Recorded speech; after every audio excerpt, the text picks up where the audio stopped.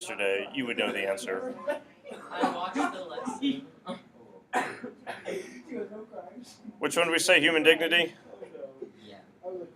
All right. So, when is there, like example-wise, that you would say characters or scenes are expressing a need, a desire for human dignity? The shower.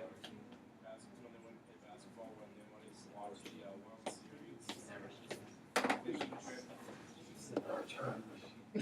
I like how we're not like matching up at all with. Chandler, you need to start calibrating this board too. Every single day?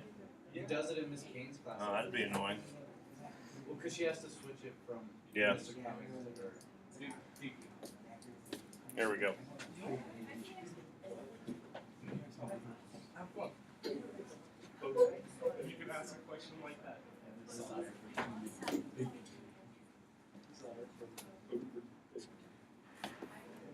student ID is All right, now we're hopefully back on track. What's it mean to have dignity? Maybe start with that. Like, if you have dignity, what do you have? Or if you're lacking dignity, what would be other terms or attributes, characteristics that you are missing? Yeah,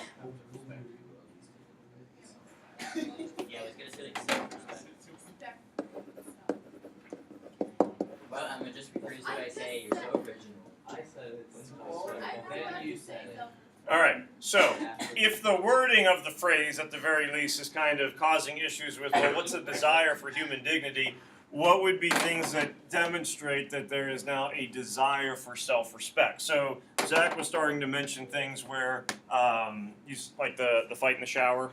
Oh, well, I was saying more like when they wanted to go and play basketball, when they wanted to watch the World Series, when they wanted to go on a fishing trip. I said the shower.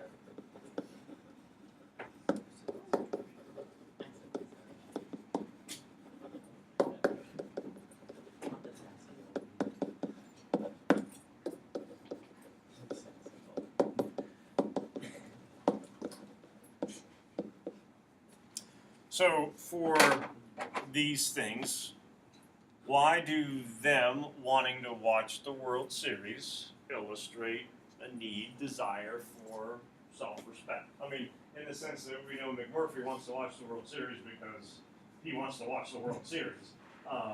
But how does that scene emphasize, yeah, they have a need for self-respect? So I think it certainly, does. Because previously they never tried to suggest anything new or anything remotely against Nurse Ratched eating. With that, they actually started to try to go against her a little bit. Okay, so number one, they make an actual suggestion. It doesn't work because there's not enough of a representation of all the people. We need to get not just half of the accused, but we need half of all the people in the day room that it would affect, which means the products are going to have to be included. So who, of course, do we get our deciding vote from? Which ends up not working anyway because it was after the vote was closed. The chief is raising his hand. And keep in mind, this is the same time when also he's kind of coming out of the fog a little bit. So this might be a scene that you connect, if you're going with something like fog motif or whatnot, that you kind of where Chief is trying to get himself out of it to kind of be seen, be recognized, be respected, be dignified. Well, you have to put yourself out in the open to do it. So they make a suggestion. Chief kind of leaves the fog, so to speak. What's McMurphy's, and I don't think this was a detail that we ever talked about before with this particular scene, what's part of McMurphy's argument for why we should be allowed to watch the World Series? Yeah, like his whole argument, whether it be to Nurse Ratched or just to the guys in general, we have to be able to watch the World Series. Okay?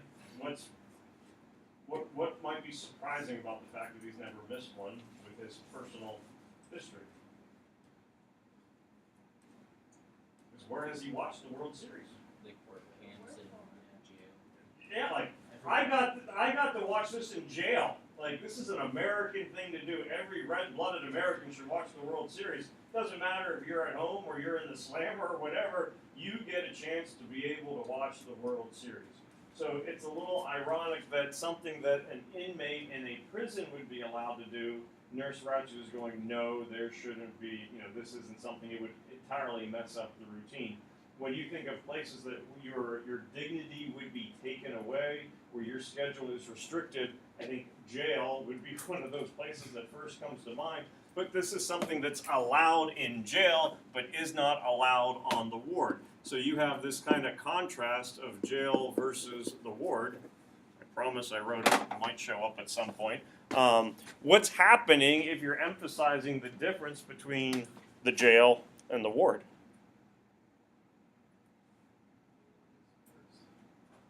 Okay, so in one way, this would be a worse place to be. What emphasizes the fact that the ward is worse? Worse? Worst.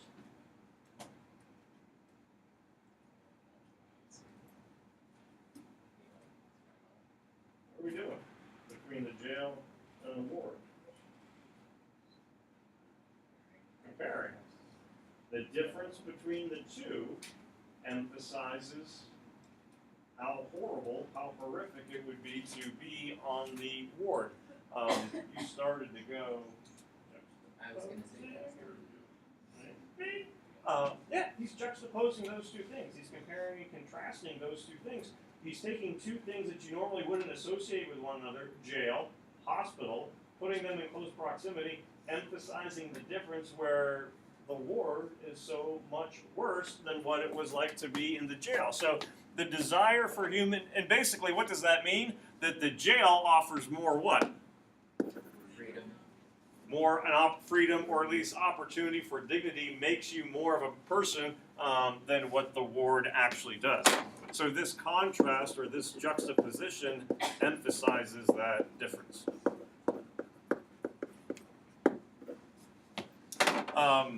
Pretty kind of similar thing with basketball. Why does the basketball illustrate desire for respect, dignity? I mean, how good is their basketball team? Amazing. Not very bad. Not very good. Okay, they every time they play, they basically lose if they're going to play the AIDS and all that kind of stuff. But what happens by them playing basketball? I think by them playing the AIDS, it shows like a progression, and not necessarily literally setting them as equals, but they're more equal in that situation than they are in any other situation. It's at the very least you're on, and pun intended, the same playing field. You're on the same court. So yeah, there is a sense of recognition you're right, they're not equals by any means, but you're at least kind of in the conversation that you're getting recognized as a person. So maybe not a level playing field, but at least the idea that they can be recognized as humans. Before McMurphy, would the AIDS ever think of playing, the patients in a game? No, you're going to totally waste my time with that. But They were talking about how they thought of themselves as rabbits and not as actual people. mm-hmm. And then later on in the book, people did the next one, they said that they were men. They were still like messed up, but they were just messed up men instead of animals. Because if you're a rabbit, you are dehumanized. It's not like the worst animal in the world to be, Heath, you're a snake. What? Ooh. You're a cute little fluffy rabbit. Aw, thanks. But yeah, you have a progression where you're going from rabbits to being seen as men to being seen as recognized people and humans. And, Harding's little speech that he gives towards the end of the book at the end of the party would certainly signify that idea that I'm not perfect. I know I still have flaws, but I know I'm a man. I'm no longer a rabbit that's being controlled by, a domineering wolf, so to speak, at this point. So, whether it be juxtaposition of jail versus ward, you could even argue here a difference between the juxtaposition of them being animals early on to them being humans. Here's a nice thing, and I'm not trying to make you right about juxtaposition, but in order to explain juxtaposition, you have to have at least how many examples? You have to have two, because you're kind of comparing and contrasting what that emphasis is. So if you're talking about, here's an example of imagery, you need two distinct examples of imagery for it to work. If you go with something like a juxtaposition similar to the way the motif, the strategy in itself builds in that there's multiple examples to prove how it works. Now the explanation has to, prove how it certainly works, but you already kind of take two examples from different places within the book. Not that you suggested doing this, but because we mentioned the rabbits, regardless of the prompt, I wouldn't want someone using animal imagery and going rabbits and pecking party as their two examples. Any idea why? Because they're the same scene. They have exactly the same scene.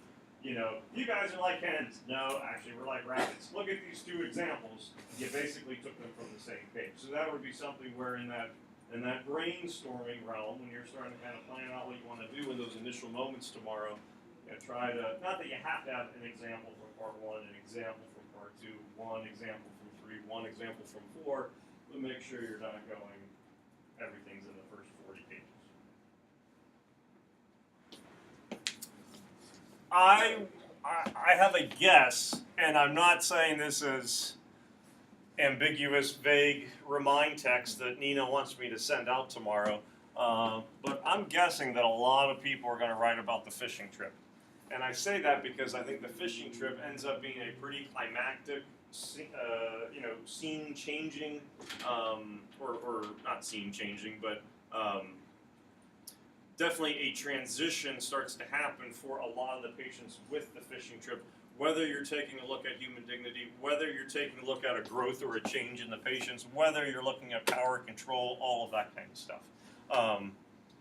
Self-respect. How do they get self-respect with the fishing trip? And this could be the events leading into it, and you could even kind of argue that the fight in the shower kind of goes along with the fishing trip since it's a byproduct of it. To whom? Okay, so they use their craziness as a form of empowerment. I think this is what the word that we might have thrown around last week. So they're able to recognize that they can use it to their benefit. We talk about what do they do on the fishing trip that everyone starts to do that they haven't really done before. Your laugh. And part of the thing with human dignity, you can laugh for a lot of reasons. Something's funny. Sometimes people will laugh in a form of mocking. We don't laugh at Heath. We laugh with Heath. What did Heath just do? Laugh uncomfortably. Why did he laugh uncomfortably? Because he's uncomfortable. Because Heath is comfortable enough and has enough self-respect for himself that he can laugh at situations that might otherwise cause pain or awkwardness to others. Sure. Sure. So he's still It's laughing. going to deflect He's in a the good spot. awkwardness. Some of you take a look at your PSAT scores and you start laughing. I can't believe I did that poorly. But I know I'll be able to do better and come back from it. You say true. Okay. So, in a lot of ways, you can laugh when you can authentically kind of judge yourself. Could be an idea to take a look at. When they're on the fishing trip, they get stuck in the storm. They end up gaining enough self-confidence in themselves. George kind of parking the boat, is a way where, he gets recognized as being human. So as being a talented human being so far as, being able to manage a captain and being able to manage the ship. So you could end up doing a lot of things where we talked about the fishing trip as being an example of illusion, but really, the fishing trip at its core, at least it's a very symbolic scene where they go, continuing from that dehumanized rabbits or patients to being recognized as men. And the important thing about the fishing trip is who recognizes them as men at the gas station, at the docks. All those I don't know, the guys that were on the docks beforehand that were antagonized. And not just people, not just men, and yeah, it helps the fact that it was people that were picking on them before were laughing at you, Heath, and then they're laughing with them later on, but it's also people outside of the hospital, so it is the real world. Not to kind of switch into going into the other theme, but the one that talks about sanity versus insanity, one of the ideas about what does it mean to be insane within the context of the book, it's probably not fitting into what society expects of you or not having the social quote-unquote norm. a big fact that they gain dignity isn't that they respect each other, you know, fellow patients respecting one another, but you're getting respect from the outside world, which means a lot more to them than probably what Dr. Spivey could ever offer or anyone else. Outside. Chandler needs to align everything. Plus, you need to get a little quicker response here. I blame everything on Greg when it comes to SmartBoard. It's pretty much his fault. Sometimes I do go, come on, Gary. And, you know, with that self-respect that they've gained from the outside world, since they know they get respect from the outside world, they're going to have respect for one another. So what do they start to do for one another? Stick up for each other. So the whole fight in the shower. You contrast that to the pecking party that you had before where they're identifying each other's weaknesses. Now we're not identifying weaknesses, but we're coming together. So yeah, those would certainly all be a lot of significant scenes where you could see some things with human dignity. My guess is probably be looking at some things with juxtaposition, could definitely be looking at motifs, you know, with laughter and just, you know, size. If you want to take a look at Chief being able to get bigger, certainly some, you know, animal motif might be something that folks take a look at. The compare, contrast, juxtaposition, those would all be things that you'd be able to use. I think one of the other things you could do is the whole like emasculation thing. Mm-hmm.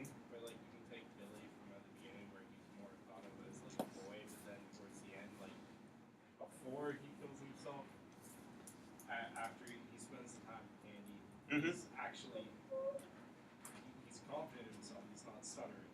And I don't remember if we said this yesterday or not, like, that's a change in Kesey's what? The way he presents it is the syntax. You know, so while you're not going to quote syntax, if Billy was a character, you know, in that scene that you want to take a look at, that change in syntax would certainly be something you could do. You can do probably things with syntax when it comes to Chief as well, where, you know, just the overall structure of his narration, you know, first person point of view narration, it becomes much more lucid and clear as the book progresses, as opposed to the beginning where it's more foggy, kind of jumping around. The short chapters where things become much more sustained later on. So yeah, Billy would be a good example. And you know, Rawler, you take a look at the characters with suicide, you have Billy, you have Rawler, you have Cheswick. Rawler's suicide is essentially symbolic of that emasculation when he castrates himself. You still have, obviously, the death of Billy taking place, but you're kind of doing a 180 from that completely emasculated to being more masculine at the end of the book. And then also with McMurphy making the nurse more feminine at the end of the book through the exposure. So at least we have some ideas that we could do with human dignity.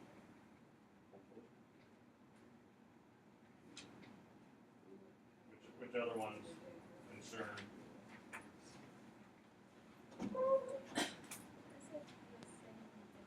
Sane, insane? That was going to be my other guess. That's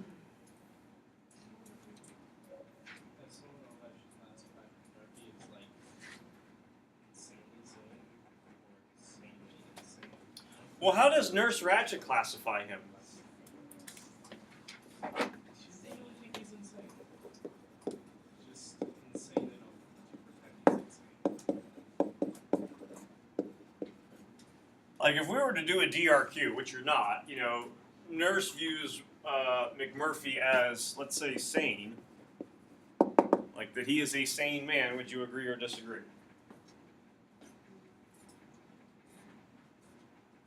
Like, deep down, I think most of us would argue that she sees him as being sane. And she even says that basically he's not, like, doesn't go, he's sane, but after he punches the glass, they have a big meeting in the conference room, and all the doctors are throwing out their mental diagnoses, and they're coming up with all these different conditions, and she basically goes, no, he doesn't have any of these things. He's just a normal man that we have to change. So she views him as sane, but treats him, and you can go quotation marks, treats him as though he is insane, which you could argue is completely insane. The whole setup of the ward, basically you have a 180 where the sane people are insane or acting insane. The quote-unquote insane people are essentially sane. So nurse views McMurphy as sane, but treats him in an insane manner. And you could even kind of go back to that World Series example that Zach mentioned from before, where no, you can't watch the World Series. We can't have any kind of deviation from the normal day. There's not going to be any therapy to it. Who cares if they allow you to do it in prison? No, you can't do it here. Why use electric shock therapy?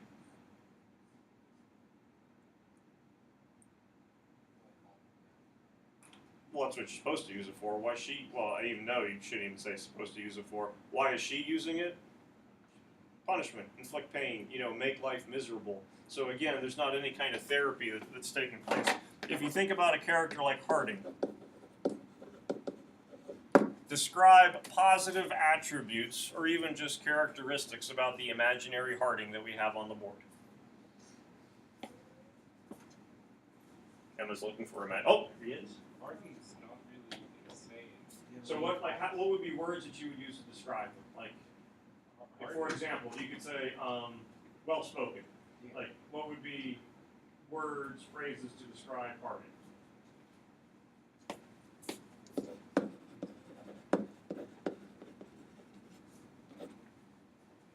Why does Billy say he's in charge at the very beginning?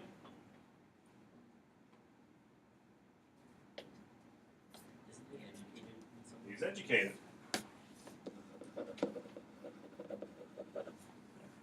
He's gone to college. He's big time. What else?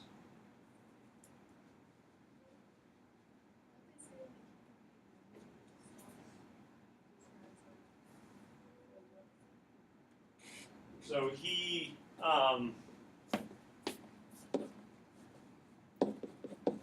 kind of playing with your words here a little bit, but he's likable. He is, and maybe some of this starts to get a little redundant, sophisticated. When he makes arguments, I think most people would recognize that his reasoning is pretty compelling, logical. It's not overly emotional. Well-spoken, educated, likable, sophisticated, logical. Is he a threat to any person? Like, we don't have Hannibal Lecter here. We go, that's a sophisticated, intellectual person who's a cannibal. We don't have that situation going on. Harding is a perfectly, and even that, I think we're kind of setting the bar low, perfectly sane human being, perfectly respectable human being, perfectly, to steal kind of where we have here, likable human being, absolutely functional. There shouldn't be anything that would keep him from being successful. Yet within the world of the ward, he is insane. Hey, on my screen, it still looks good. He is insane because he doesn't fit the mold that would be expected of him. So this whole definition of sane or insane, who determines what makes you sane? It seems to be that social viewpoint, that societal view, because Harding feels that, okay, I'm not accepted, for who I am, therefore something must be wrong with me, therefore I must change, therefore I need to come to a hospital and be corrected. And again, he's self-admitted into it. I don't know by what. Is not determined really by medical, not determined by him, but it's completely determined by all these other folks. So you have a lot of irony, you have a lot of paradox that's kind of taking place with that. I think Harding would be a character you can look at. Certainly she would be a character that you can look at. Also educated, also,